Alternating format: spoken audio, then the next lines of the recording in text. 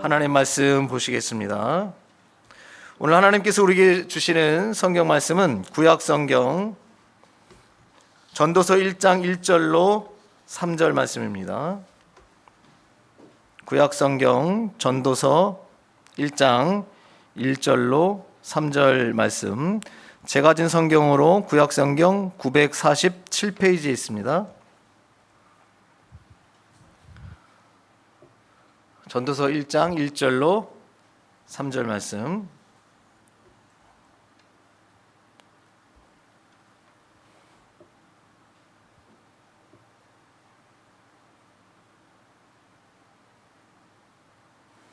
구약성경 947페이지.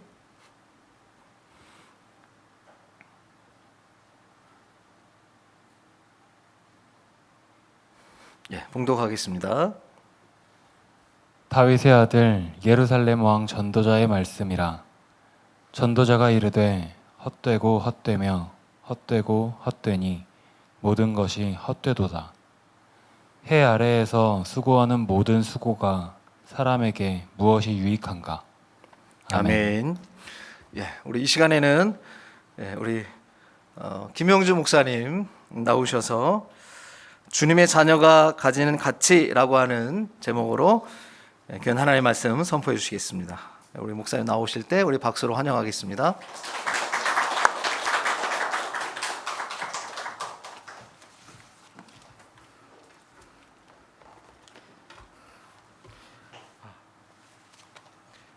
네, 반갑습니다. 이렇게 인사드리게 돼서 다시 한번 목사님과 또 좋은 교회 성도 여러분께 감사의 말씀을 드리고요.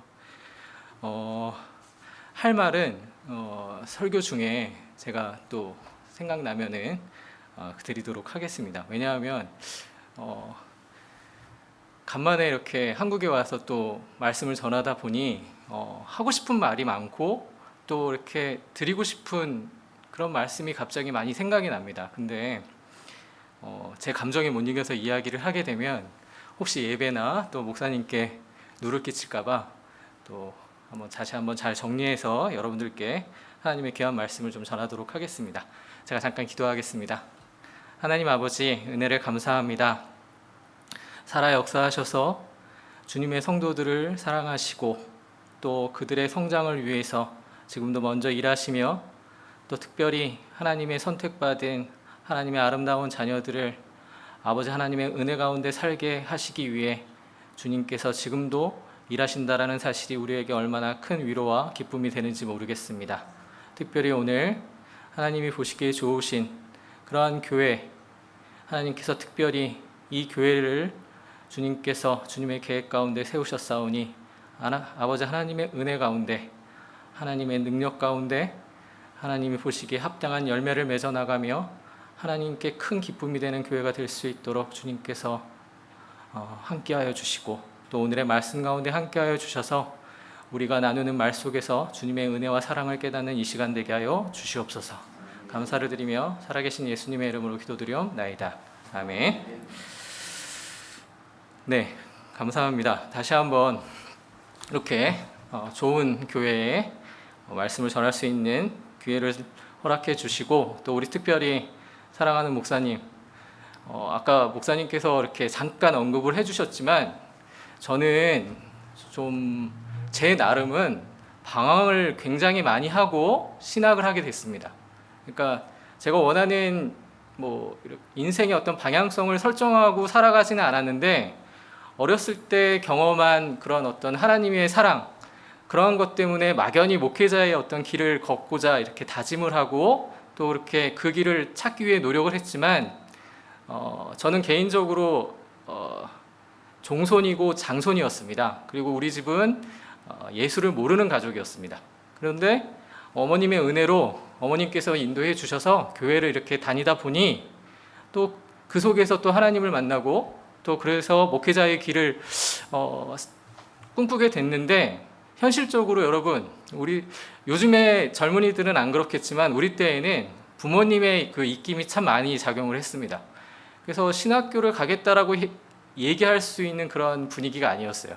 근데 어찌어찌 하다가 제가 좀 장수를 한 편입니다. 왜냐하면 신학교는 가고 싶은데 신학교는 가지 못하니까 다른 학교를 지원하게 되고, 또 잠깐 들어갔던 학교에서 또 재미도 없고 어떤 특별한 목적과 그러한 것들이 상실되니까 항상 그렇게 살아오다가 어찌어찌 해가지고 목사님하고 같은 학교를 들어가게 됐거든요.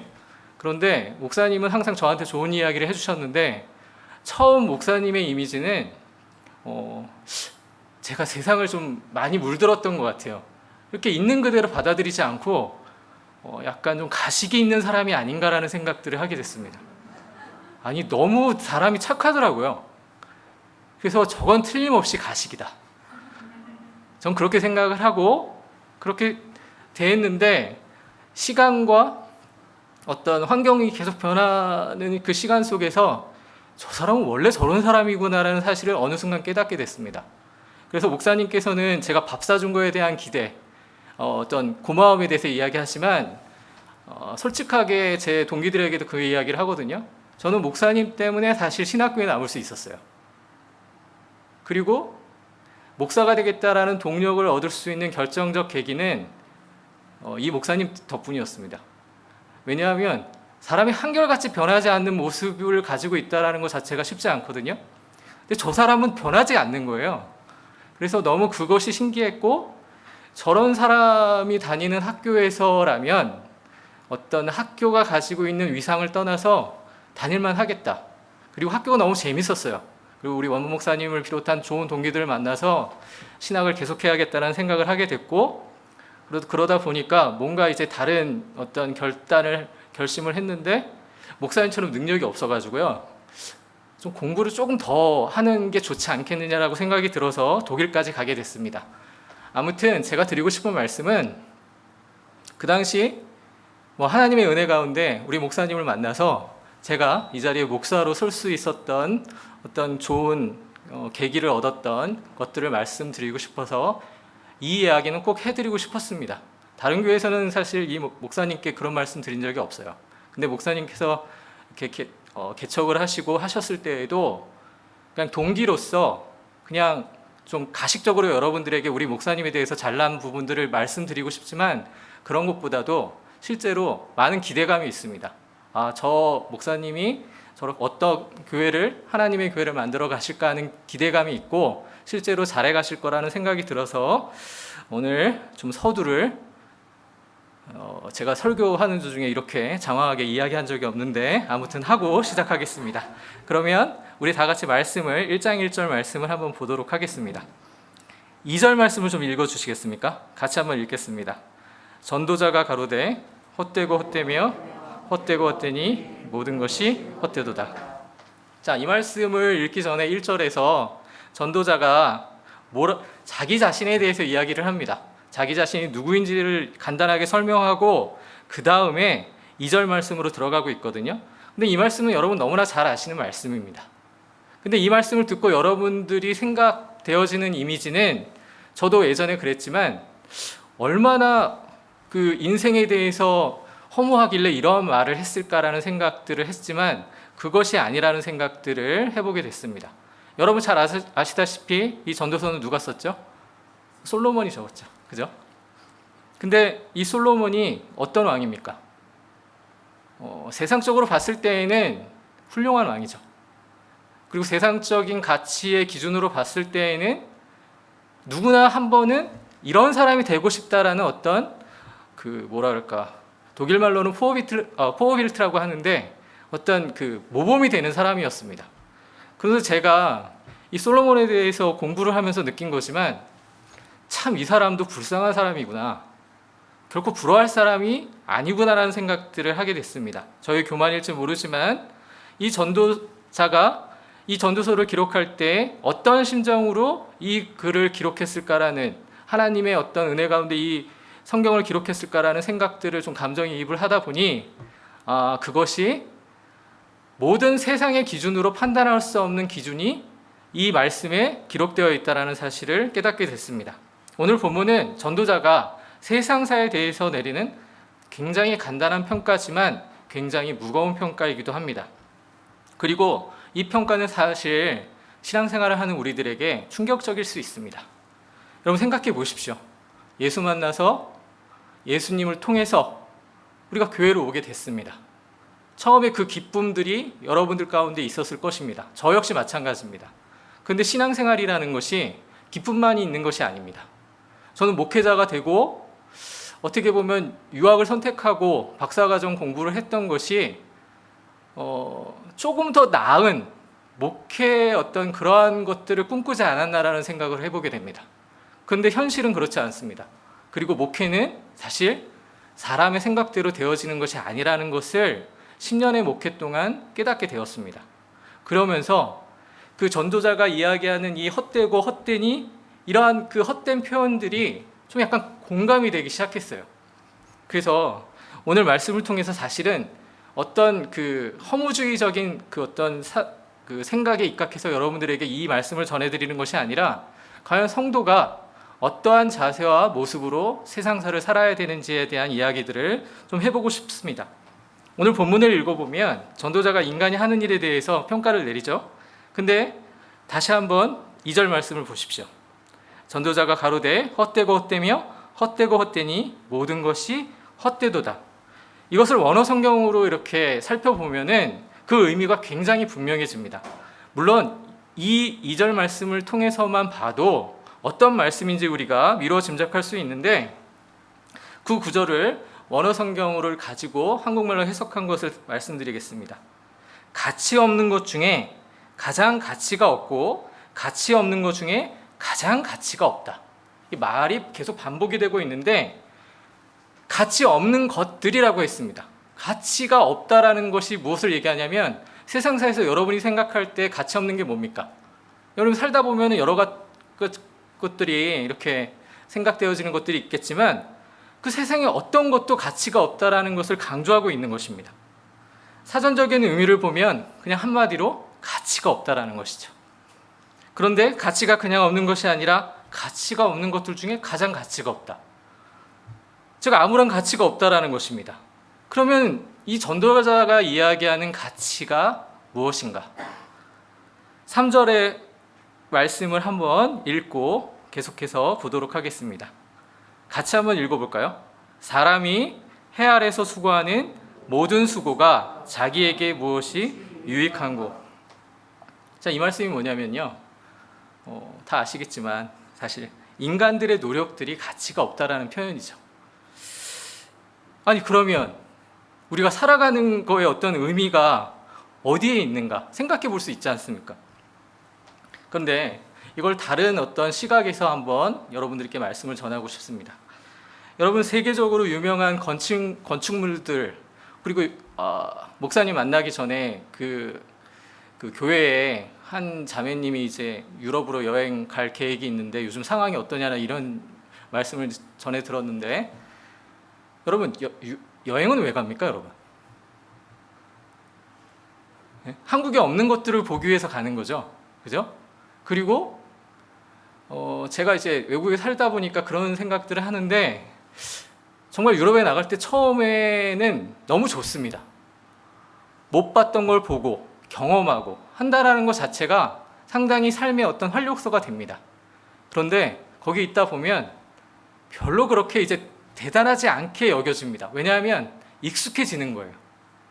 근데 처음 갔을 때 어떤 세계적인 건축물이나 그런 유명한 것들을 방송에서만 보던 것들을 보게 되면 처음에 어떤 감정이 일어나냐면 와 정말 멋있다. 야 어떻게 저런 것들을 지었을까? 이러한 감동들이 있습니다.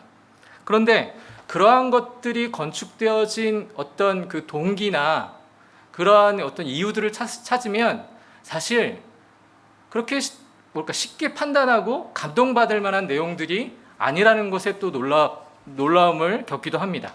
예를 들어서 저는 기회가 있어서 바티칸에 있는 성 베드로 성당을 본 적이 있습니다. 근데 그때 갔을 때 첫 번째 느낌은 뭐였냐면 교회 건축의 끝판왕이구나 라는 생각을 했습니다. 인간의 화려함을 어떻게 추구하고 나타낼 수 있는가에 대한 모습을 그 건축물을 통해서 확인했습니다. 그러니까 한마디로 신앙적인 시각에서 보지 않고 세상적인 시각에서 보면 멋있다라는 말로도 부족합니다. 너무 그냥 대단한 건축물입니다. 그 건축물에 들어간 어떤 인간의 노력이라는 것은 이루 헤아릴 수 없을 거라는 생각을 해보게 됩니다. 그런데 그 건축물이 어떻게 만들어졌는지 여러분 역사 속에서 배우지 않았습니까? 어떻게 만들어졌습니까? 면죄부 판매로 하나님의 어떤 의도와는 상관없이 인간의 욕심과 아주 인간의 죄악이 그 안에 포함되어서 만들어진 건축물입니다. 심지어는 당시 이교도라고 할 수 있는 이슬람 백성들을 잡아다가 노예로 그들을 통해서 건축을 했다라는 기록이 있습니다. 그러면서 상당히 많은 수의 이교도들이 죽어갔습니다. 그러면 하나님의 건축물을 지으기 위해 그러한 방법을 썼다라는 것이 물론 역사 가운데 그냥 역사의 한 일로 우리가 치부해 버릴 수 있지만 실제로 그것이 하나님을 믿고 따르는 우리들에게 있어서 가치 있는 것인가라고 생각해 볼 수 있는 것입니다. 사실 저는 그 역사를 알고 나서는 그 건축물의 화려함과 그 어떤 모습에 감동하기보다는 오히려 죄송한 얘기지만 한 사람의 성도로서 좀 부끄러웠습니다.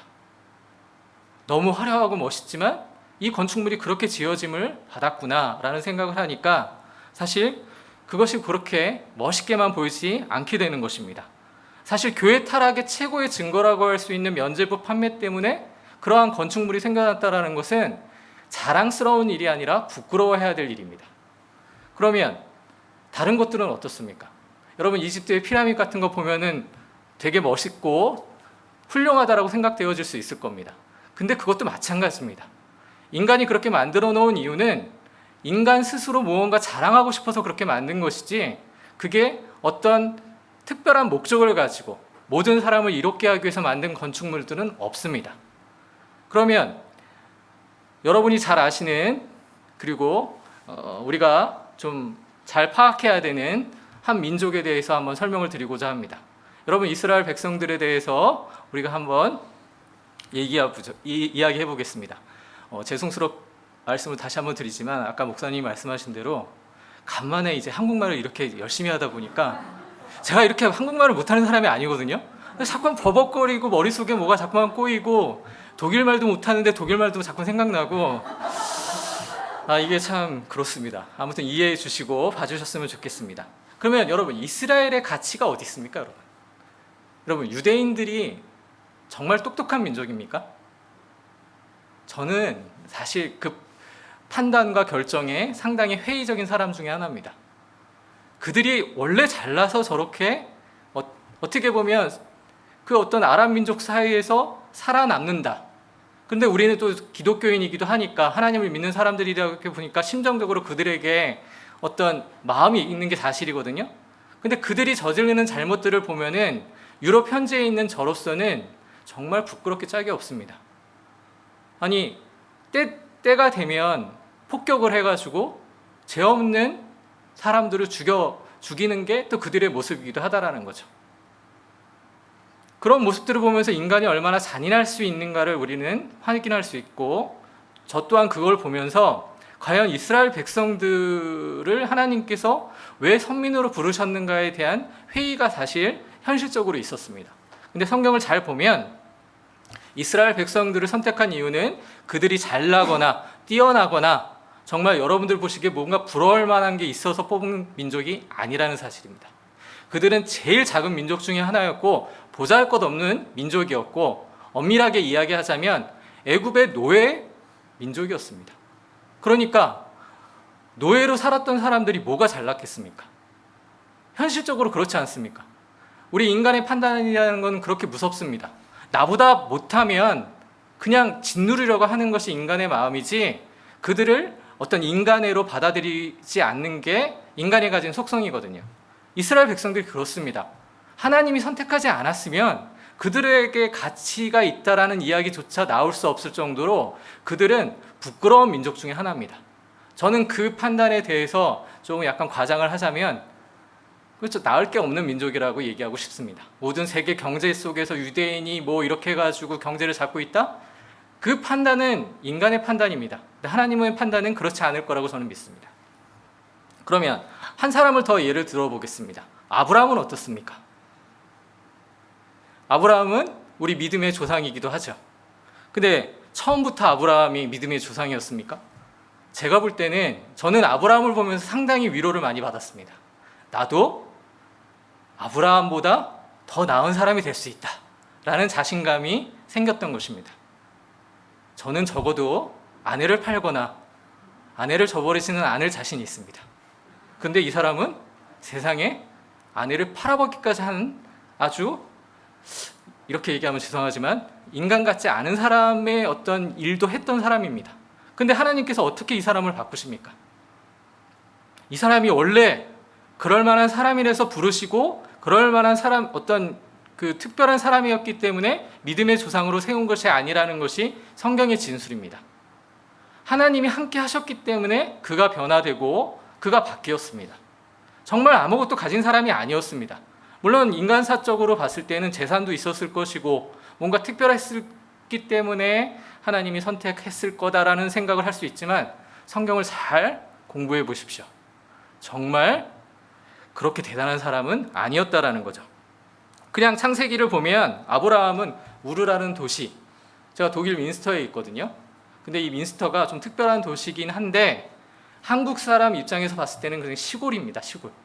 한 20만 명 정도밖에 살지 않는데 그것도 한 10년 사이에 10만 명이 늘었습니다. 독일 내에서 그렇게 인구가 늘기는 쉽지 않은데 그 민스터라는 도시의 이름이 뭐냐면, 도시의 뜻이 뭐냐면 교회입니다. 성당. 여러분 여기서 상식적인 것들을 한번 물어보고 싶은데, 여러분 학교 다니면서 베스트팔렌 조약이라고 들어보셨습니까? 아마 들어보셨을 거고 공부를 좀 하신 분들은 다 아실 텐데 그 조약이 맺어진 도시이기도 합니다. 근데 카톨릭 도시입니다. 근데 유럽에서 카톨릭 도시, 성당이 화려하면 화려할수록 그 도시는 잘 사는 도시입니다. 여러분이 유럽 여행 가가지고 교회 보고 놀라움을 금치 못할 때 그 속에 담겨져 있는, 이면에 숨겨져 있는 것들을 살펴보면 별로 그렇게 자랑할 만한 도시들은 아닙니다. 근데 실제로 사람들이 생활 수준도 높고 교육 수준도 높고 잘 삽니다. 그런데 그 민스터라는 도시에 교회가 몇 개가 있냐면요, 제가 알기로는 300개가 넘습니다. 20만 명이 사는 도시에 300개가 넘는 교회가 있는데, 물론 개신교는 아닙니다. 과거부터 있었던 교회들이거든요. 근데 여러분, 교회가 그렇게 많은데 사람들이 다 교회에 있겠습니까? 오히려 교회가 텅텅 비어 있습니다. 그러한 것들을 보면서 어떤 생각을 하게 되냐면, 과연 하나님께서 어떠한 목적을 가지고 성도들을 세상에 보내셔서 교회를 세우게 하시고 또 그 속에서 살게 하셨는지에 대해서 생각을 해보게 되는 것입니다. 아무튼 아브라함도 그렇게 초라한 도시에서 살다가 하나님의 부르심을 받고 나온 사람입니다. 그런데 그가 나중에 어떻게 됩니까? 아까 서두에도 말씀드렸지만 아내까지 자기의 생명을 보존하기 위해서 지키지 못하는 한 남자였지만 나중에 어떻게 됩니까? 자신의 아들까지도 하나님 앞에 바칠 수 있는 그러한 믿음을 가진 믿음의 거인으로 성장합니다. 그건 아브라함의 역할이 아니라 하나님께서 그와 함께 하셨기 때문이라는 것을 우리는 성경을 통해서 잘 알고 있는 것입니다. 그러니까 아브라함을 보고 판단하는 가치 기준은 하나님께서 아브라함을 판단하고, 더 나아가서 우리 성도들을 판단하는 기준은 전혀 세상의 기준과 다르다라는 것을 우리가 상식적으로 알 수 있습니다. 근데 교회에서 자꾸만 우리는 세상의 기준을 가지고 사람들을 판단합니다. 평가합니다. 심지어 목사들을 그렇게 판단하고 그 밑에 있는 중직자들, 일꾼들을 그렇게 판단을 합니다. 근데 교회는 그래서는 안 됩니다. 그렇지 않습니까? 목사가 해야 되는 일만 하면 됩니다. 그게 뭡니까? 여러분들의 교회에 담임 목사님이 하시는 일을 보면 저게 목사가 하는 일이구나라는 사실을 상식적으로 이해할 수 있습니다.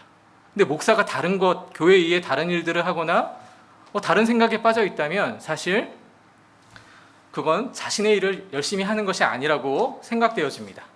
아무튼 간에 제가 말씀드리고 싶은 건 그겁니다. 여러분들은 하나님과 함께하는 하나님의 교회의 성도들이라는 사실입니다. 제가 사실은 문산이라는 도시, 자유로 끝자락에 있는 도시인데 제 고향입니다. 물론 학교는 서울에서 나왔지만 고향은 부모님이 계시는, 그리고 제가 종손이기 때문에 그 지역의 유지입니다. 그래서 목사가 되고 나서도 항상 그쪽을 갈 수밖에 없는 상황인데, 제가 유럽 생활을 하다가 독일 생활을 하다가 이를테면 한 2, 3년 만에 한 번 나왔는데 한국의 변화 속도를 보고 깜짝 놀랐습니다. 독일이라는 사회, 유럽 사회는 변하지 않습니다. 무슨 얘기냐면 그런 것에 별 관심이 없습니다. 같은 건물이 100년 넘게 똑같은 자리에 위치하고 있어요. 사람들이 불편해도 그걸 불편함을 느끼지 않습니다.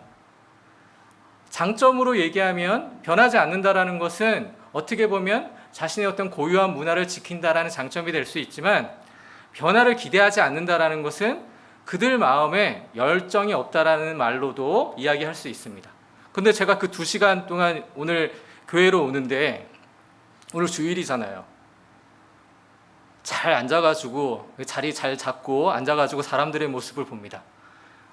예전에는 사람들 쳐다보는 것도 사실 익숙하지 않았는데, 제가 한국 와가지고 항상 하는 행동이 뭐냐면 사람들을 쳐다봅니다. 너무 신기해요. 검은 머리, 같은 언어를 사용한다는 게 그렇게 저에게 큰 기쁨이 될 줄 몰랐습니다. 항상 외국에 있으면 이상한 언어를 들어야 되고, 머리 멋있고 잘생기고 이쁜 사람들 많습니다. 그런데 별로 그렇게 관심이 익숙해지다 보면 그냥 그런가 보다 하고 살아가는 거예요. 그런데 문제는 이방인으로 있다라는 생각이 강해집니다. 내가 왜 여기에 있어야 되지? 내 마음을 나눌 수 있는 사람도 없는 곳에서 교회를 섬기고 있지만 성도들도 내 말 같지 않고, 그러다 보면 항상 외롭다라는 생각들을 많이 하게 되거든요. 근데 그러한 마음을 가지고 있다가 한국에 나와서 진짜 아무것도 아닌데, 솔직히 독일에 있는 어떤 잘생긴 어떤 청년이나 이쁜 자매의 모습도 아닌데 눈길이 갑니다. 그냥 한국 사람이라는 이유로. 그래서 야, 좋다. 그러면서 그 모습들을 보면서 쭉 오는데, 사람들 주일이니까 남녀노소를 불문하고 좋은 곳으로 가는 것 같습니다. 그리고 아마 산에도 가는 사람들도 많은 것 같고, 막 자전거를 타고 어디론가 가나 보다라는 생각이 들었는데, 저는 이 교회를 오면서 그런 생각을 했습니다. 예전부터 그런 생각들을 했지만 민스터에서 사실 청년들이 교회에 나오는 어떤 그 일들이 점점 줄어들고 있습니다. 유학생들이. 그런데 여기 와서 느낀 거지만 교회에 청년들이 교회를 향하고 있다. 지금 교회에 나와서 예배를 드리고 있다. 여러분들은 별게 아닐 거라고 생각할지 모르고 당연한 것이라고 생각할지 모르지만 저는 그 모습에서 상당히 도전을 받습니다. 또 은혜를 받습니다. 저 사람들도 놀러 가고 싶을 텐데, 아니 솔직히 여기가 뭐가 재밌습니까? 네. 오 목사님 잘생기긴 했습니다. 네?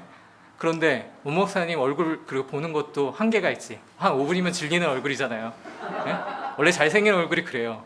근데 나와서 있는다는 것 자체는 뭔가 다른 목적을 가지고 이 자리를 채우는 거 아니겠습니까? 그게 귀한 겁니다.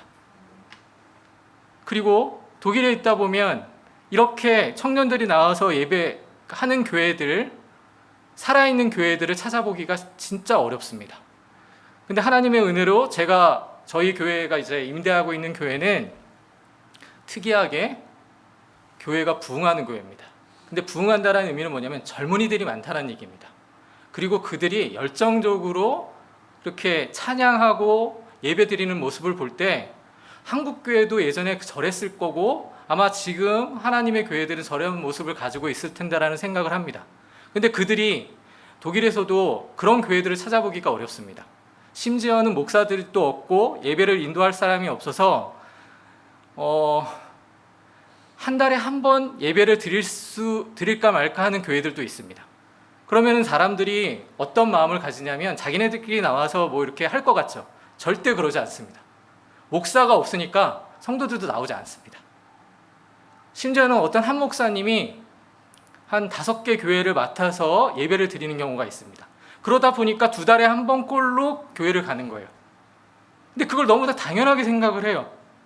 매주 예배 드릴 수 있는 그것이 그들에겐 당연한 것이 아닙니다. 그게 독일의 현실입니다. 근데 여러분은 이게 당연한 거라고 생각할지 모르지만 이게 하나님께서 우리에게 허락하신 특별한 은혜임을 여러분들이 느끼셔야 합니다. 그리고 하나님 말씀을 들을 수 있다는 것이 얼마나 큰 기쁨인지를 아셔야 합니다. 그러한 가치가 없다면 우리는 존재할 이유가 없습니다. 여러분, 교회에서 나오면 이것저것 하라는 거 되게 많잖아요. 근데 그게 다 제가 꼰대라서 그런지 모르지만 다 이유가 있구나라는 생각을 지금 합니다. 그런 게 없으면 사람은 벗어나게 돼 있어요. 어딜 벗어나냐면 하나님 곁을 벗어나려고 합니다. 그게 우리의 현실입니다. 그러니까 하나님께서는 이 특별하게 하나님의 사랑하는 교회를 통해서 하나님의 자녀들을 보존케 하신다라는 것입니다. 제가 또 이 말씀까지 드리면 좀 길어질 것 같지만 뭐 제가 언제 여기 와서 또 설교하겠습니까? 좀 예. 일단 말씀을 한 구절만 더 찾아보도록 하겠습니다. 신명기 말씀을 한번 찾아보십시오. 신명기 4장입니다.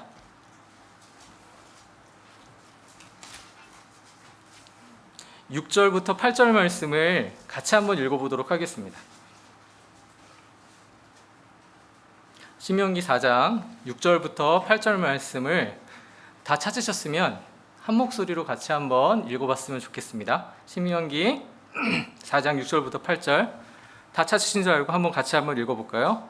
너희는 지켜 행하라. 그리함은 열국 앞에 너희의 지혜요 너희의 지식이라. 그들이 이 모든 규례를 듣고 이르기를 이 큰 나라 사람은 과연 지혜와 지식이 있는 백성이로다 하리라. 우리 하나님 여호와께서 우리가 그에게 기도할 때마다 우리에게 가까이 하신과 같이 그 신의 가까이함을 얻은 나라가 어디 있느냐. 오늘 내가 너희에게 선포하는 이 율법과 같이 그 규례와 법도가 공의로운 큰 나라가 어디 있느냐.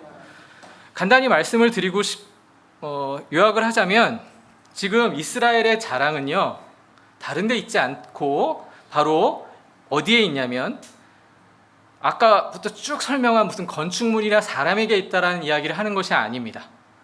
여기에서 이스라엘의 자랑은 유일하게 두 가지로 나타납니다. 그건 첫 번째로 하나님이 함께 하신다. 그리고 두 번째로는 하나님이 함께 하시니까 하나님 백성이잖아요. 그런데 그 하나님의 백성이기 때문에 하나님의 율법을 주셨다라는 것입니다. 이게 이스라엘의 자랑입니다. 이스라엘의 유대인들의 자랑은 이 두 가지에 있습니다. 근데 그들이 그걸 버렸기 때문에 그들에게 자랑을 내세울 만한 것이 없는 것입니다. 같은 하나님을 섬기고 있는 것 같지만 거기에 진짜 하나님은 없는 거예요. 그게 유대인들의 안타까움인 것입니다.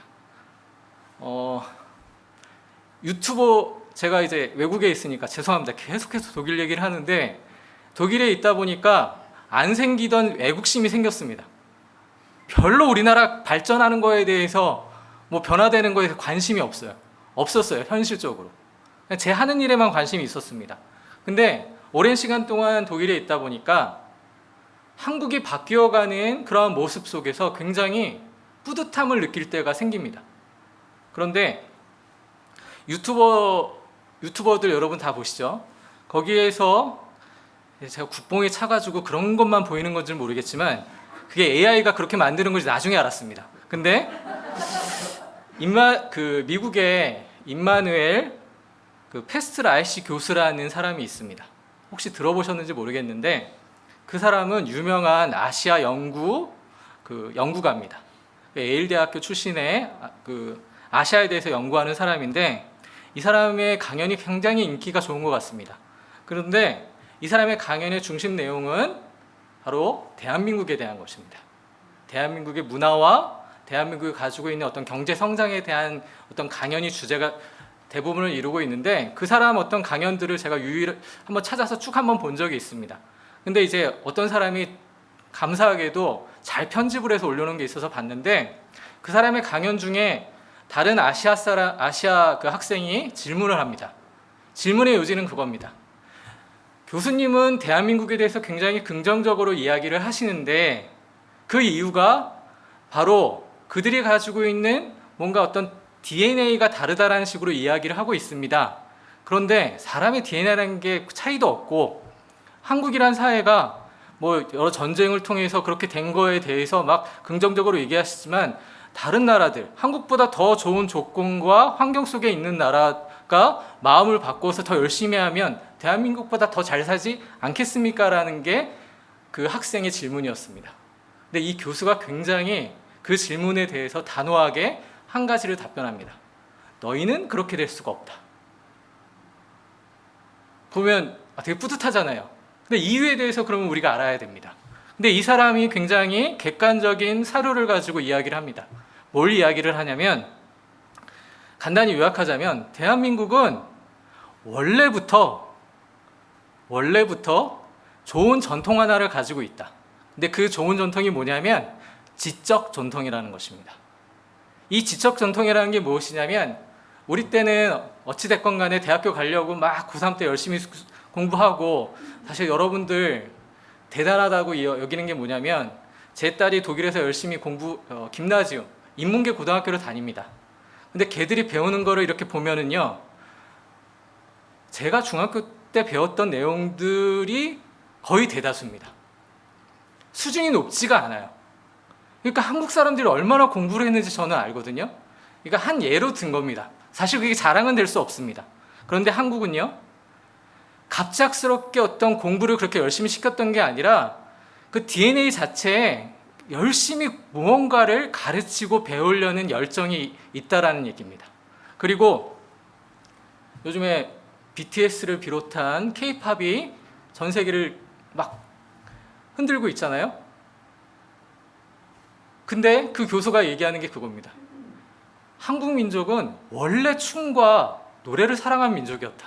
먹고 마시는 것도 즐기고 춤도 사랑하고 노래도 좋아하는, 여러분 앞에서 찬양인도 아까 그 집사님이 나오셔서 열정적으로 땀을 흘려가면서 하시는 그 모습들은 원래 DNA가 있다라는 거예요. 하나님이 주신 재능이라는 겁니다. 네?